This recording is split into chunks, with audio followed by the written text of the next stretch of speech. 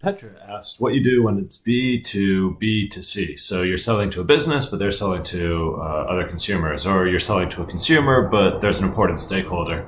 One way to think about this is if you were building a product for children, the children are the user, but the parents are the ones you need to convince to buy it. Like the parents are the financial buyer and the parents are the decision maker. And those are kind of the different groups you want to think of. You've got decision makers, financial buyers, and maybe influencers might be another one. And the way to differentiate is whether any group can kill the deal or whether one group can force the deal to succeed.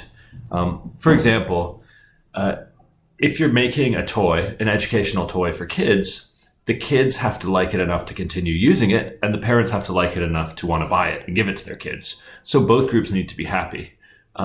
Whereas if you're selling medicine for kids, the kids can hate it, but it doesn't matter because the parents are going to force them. So depending on which of these cases it is, like, does every party's opinion matter or does only one party's opinion matter? That tells you who you need to focus on. If you're making the medicine and you know that the parents are going to force the kids to use it, it doesn't matter how it tastes. Like they're going to be forced, the kid's opinion doesn't really matter as long as it works and does what the parents want. On the other hand, if it's the toy, then you need to spend a lot of time understanding both the parents and the kids. So the same is true with like B2B2C. Is one person ultimately able to force everyone else to do what they want? In that case, you only need to worry about that one person.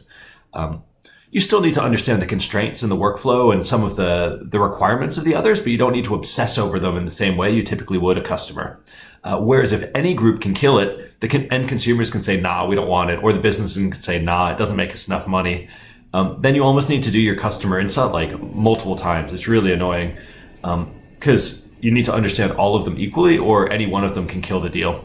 It's kind of like enterprise sales in that way, where you need to understand what the lawyers want and the tech people and the business leaders and the staff who are using your products. Like there's all these different parties and you need to make all of them happy.